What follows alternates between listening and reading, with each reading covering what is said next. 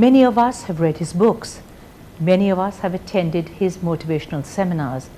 But here's this marvelous opportunity for all of us to meet in person on WeConnect with Shiv Khera, surely one of India's foremost motivational speakers.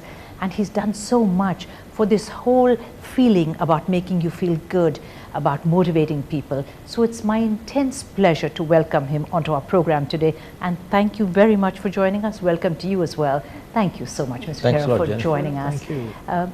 Who motivated you right in the beginning? Well, I would give credit to my grandfather, starting from there, watching him, my mother, then my wife, then I left India. This goes back almost 40 years when we had coal mines and they got nationalized, so we came on the street. And I left India in 1975, pretty much, and then started life washing cars door to door. I read an ad in the newspaper. Dr. Norman Vincent Peale was coming into Toronto. I was there.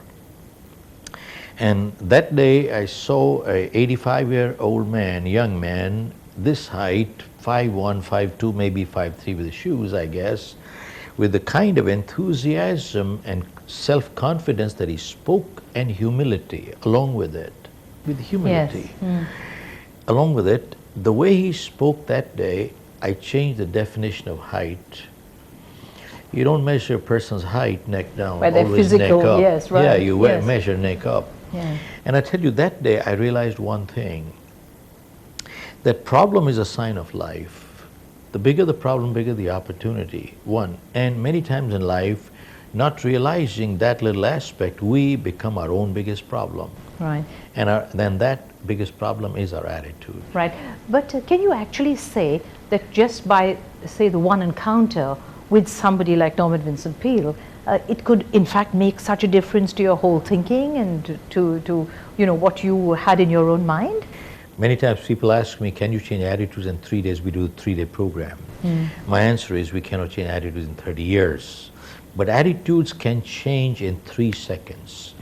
The moment the appeal is to the head and the heart, bang. Really? It changes.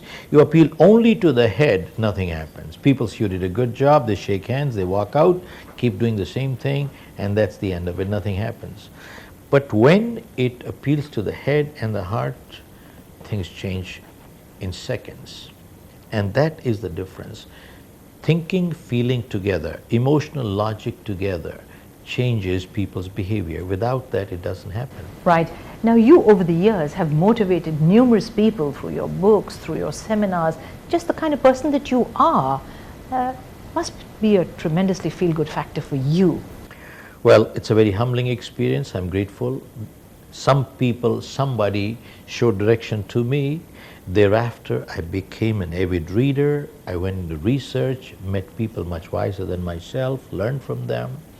And a time came when I saw my own life personally, professionally, socially change. Then I started working as a volunteer in the jails in the United States, in maximum security prisons.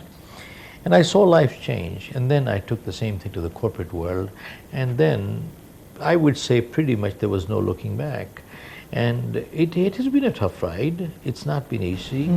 And when I wrote my book, You Can Win, probably there were millions of other self-help books. I'm not the first guy. In fact, I was a late starter. Okay. But then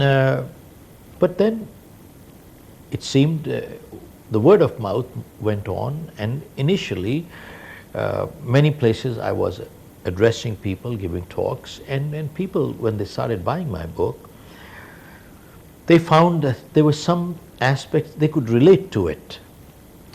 It is not coming from any academic perspective. It is more from a practical things, coming back from the childhood stories that we learned from our parents, that the boy who called wolf, same thing.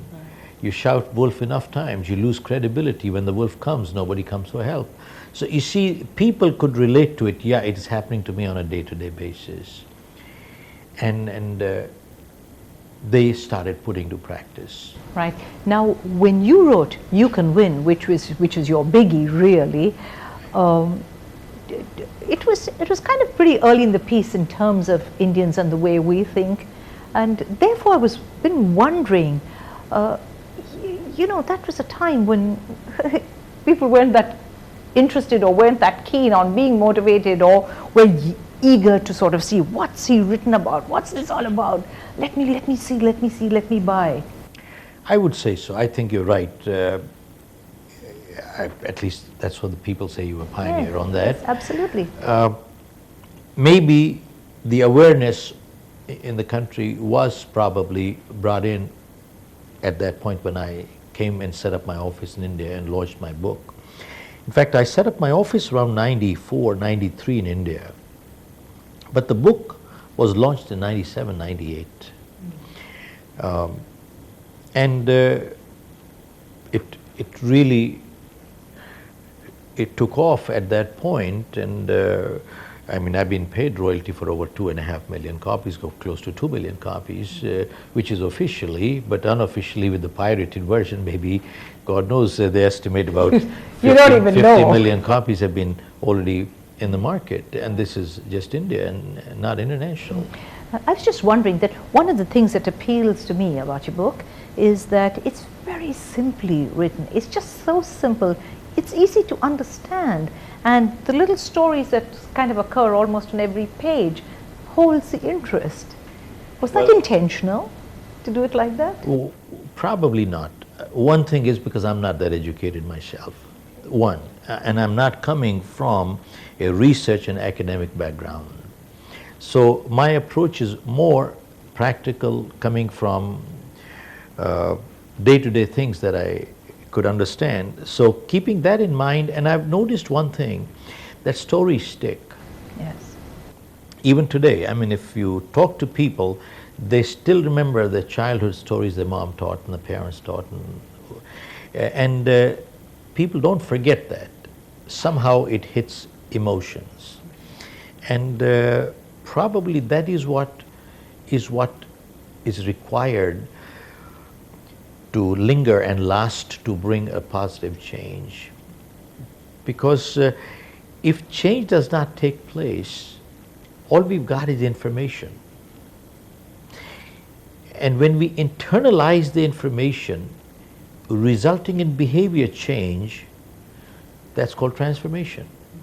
Till transformation takes place, it's only information, and unless behavior changes, learning has not taken place. You find evangelists in India preaching on a day-to-day basis on the television, and for probably centuries and generations people have been watching all that stuff, and India has been considered to be the spiritual capital of the world, and the Western world has been considered as the materialistic capital of the world. My big question is, if that was true, that they were the material capitalists of the world and we were the spiritual capital of the world, then we ought to be the most honest country in the world. But the reverse is true. So that means there's a misconception. It's not what we know, it's how much we transform and we bring the behavioral change. It's not how much we eat, how much we digest that matters, and we haven't digested a whole lot. Right. I'm going to ask you to hold on for a very short break. And when I come back here on We Connect, we're going to talk to my guest here, continuing our discussion with him, and I'm going to talk to him about all these seminars that are hugely successful. He holds them all the time. So, short break, don't go anywhere.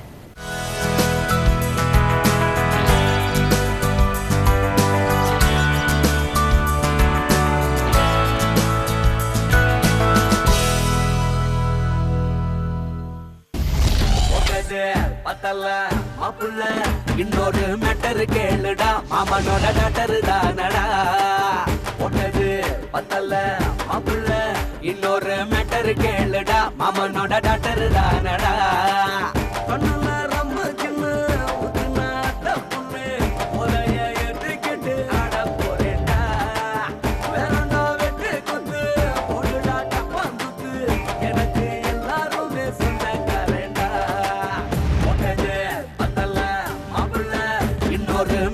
கேளுடா மாமனோட daughter தானடா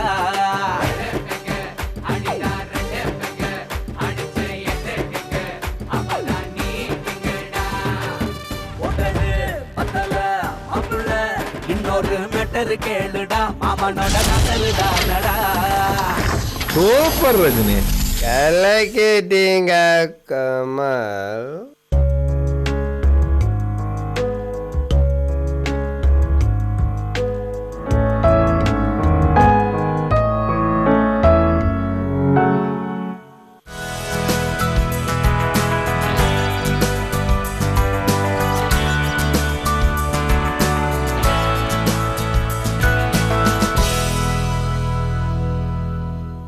Thank you for staying here with us on We Connect. My guest is Shiv Khera, and of course he doesn't need any introduction because of course he's one of our country's foremost motivational speakers. He's written so many books, and it's our pleasure to have him here on We Connect. Thank you very much for staying here with us. Now, you do so many seminars around the world, really, and I was just wondering in terms of India, because of course most of our viewers will be watching us from here, what do you think about the kind of audiences that you have at these seminars? How receptive are they? I think this is universal. I was just in Africa about 2 weeks ago, did a program in Kenya. I find people keep talking that, don't you see cultural differences? I find more similarities in people than differences. Really? And what I find cultural to me, Jennifer, is very surface and superficial issues, such as in the Western world, the thumbs up sign is sign of victory, encouragement, Yes, keep going. right. Parts of Middle East, you showed me your thumb, you insulted me. That's cultural. We worship the snake and the rat in India. Number 4 is considered unlucky death in Singapore. Right. These are cultural things, but emotional appeals are totally identical. I've never seen any difference. Really? See, integrity and cheating is given the same meaning in New York, New Delhi, New Zealand. It has not changed. Go look back anywhere in the world.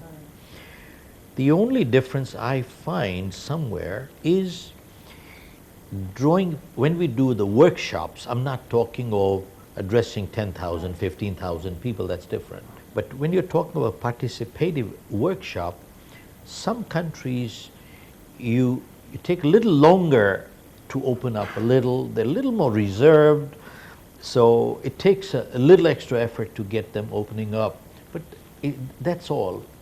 But in our program, we make them participate. Each one has to become a leader. So you can't be a leader by sitting back anymore. So they have no choice, and nobody knows who's going to be the next leader. It's true. Yes. So that element of surprise gets people opening up, and they start. Right. But so my next logical question has to be, do you believe that us Indians need to be motivated? I think show me a person in this world who does not need to be motivated. We all need. I need motivation on a daily basis. Otherwise, I wouldn't go out and do the job that I'm doing. See, the question is, can we motivate people? The answer is absolutely not.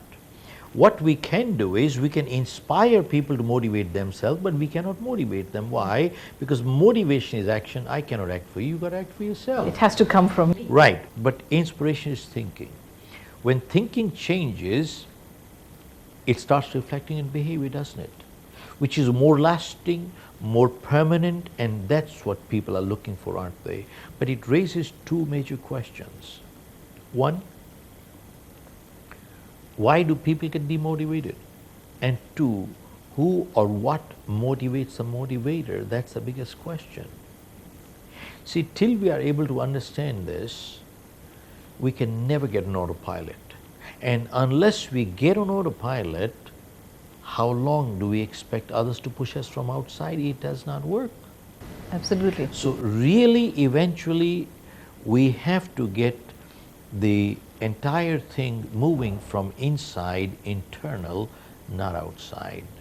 Getting people on autopilot, and that's what the whole thing is Right. all about. Would you say that it's people who are in the leadership role in a company, in an organization, in a home, really, in every sphere of life, that these are the real people who will inspire, who will then motivate others?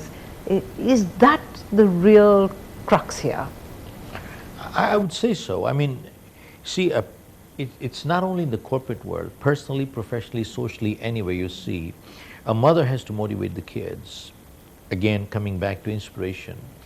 And same thing as CEO has got to do the same thing for his entire team. And remember, in this world, there is no such thing known as a ready-made team. We always have to create a good team. There is no ready-made team in this world. You notice any time in the world leadership changes, team changes. Why? Because they bring their own team. And interestingly, we do not get advisors in this world, the kind of people we want. We get advisors, the kind of people we are. See, if we don't get friends in life, the kind of people we want, we get friends in life, the kind of people we are. So really, because the comfort levels are there, you find in the corporate world, an honest entrepreneur will have an honest attorney, honest accountant as advisor. A crooked entrepreneur will have a crooked attorney, crooked accountant. See, comfort levels are there. And really, that's where you start feeling comfortable to go forward with them, or there's a level of discomfort. Right.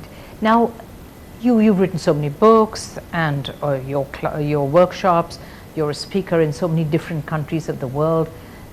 What more? What have you got lined up? Lots of stuff, I bet.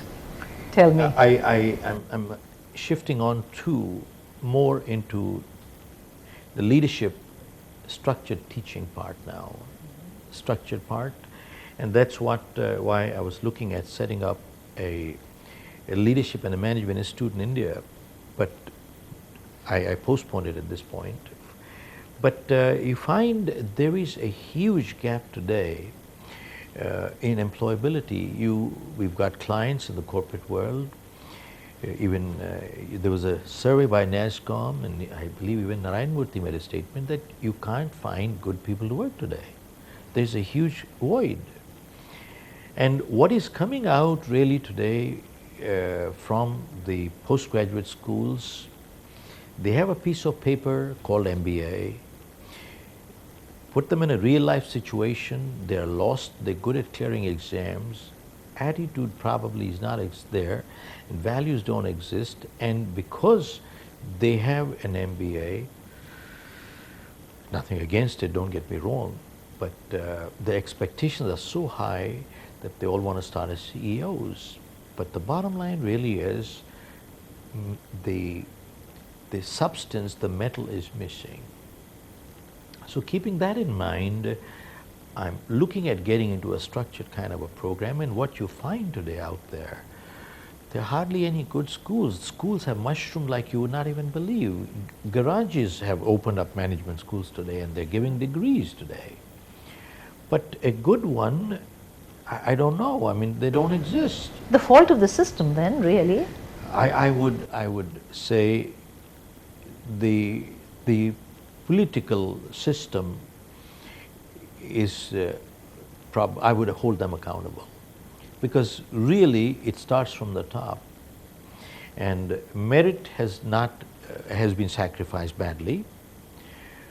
Keeping that in mind, I think even Narayan Murthy said that what is coming out of the IITs are not the same. At one point there was 1 or 2 or 3 IITs and 1 or 2 IIMs. Today there are 15 or 20 of IIMs and IITs.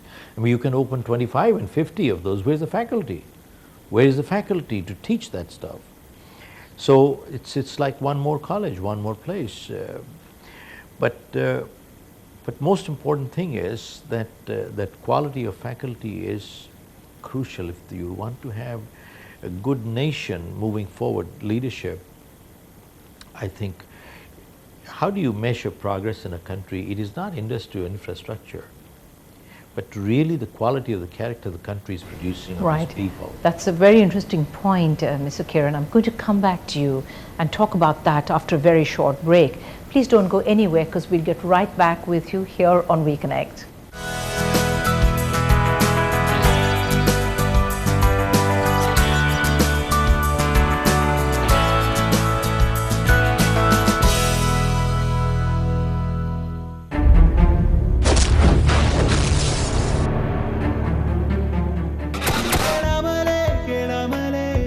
பாட ஆரம்பிச்சல ஒரு குரல் கேட்குது பெண்ணே உயிர் விடும் முன்னே sir வடி அடிச்சு sir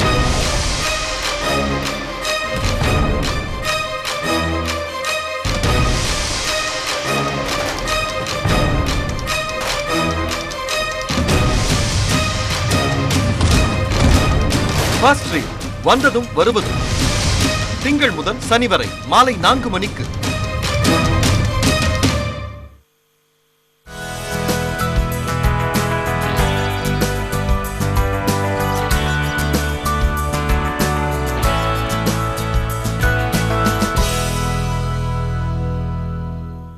Welcome back to We Connect. Shiv Khera is my guest here on the program. All of us have heard of him, read his books, been to probably some of his seminars, and he's right here with us on We Connect. What a great opportunity to hear what he has to say about some very important issues of our times. Of course, the most important issue of our times that concerns us in India is that we're pretty low down on this corruption list. Well, that is true. It's a kind of disgrace, I think, in a way. It is. It is. Corruption in India, well, many times many people say that it's a global phenomenon. Why isolate India to begin with? And in fact, that statement was made by Indira Gandhi, which I think became a bit disservice to the country to me, the way I see it. And the way I see corruption in India is not speed money, it is extortion today. And there is a big difference between partners in crime versus victims of crime. You see, today what's happening, if you don't pay me money, I'm going to cut your water. If you don't pay me money, I'm going to cut your electricity. You don't pay me money, I'm going to cut your ration card. So everything. So this to me is extortion. This is not speed money anymore. Let me share with you the distinction between partners in crime and victims of crime, because I am in the Supreme Court and I addressed judges also, and I brought this point. See, I apply for a license and you apply for a license and I bribe a third party, you're more qualified, I throw you out. I became a partner, you became a victim of crime. That's one. But supposing you pick up somebody who's bleeding on the street, you take him to the hospital, nobody cares. But if you bribe somebody, they'll take him right away. Your principal says you won't bribe. Question is, would you let him bleed to death or would you bribe? I would bribe. I would bribe too.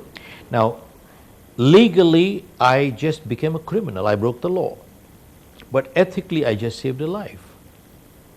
My question is, am I a partner or did I become a victim? Now, if you look at this, anybody who breaks a law commits a crime. Then Gandhi was the biggest criminal. He broke every British law. He said, beyond the law of land, there is a law of humanity, which is way above the law of land.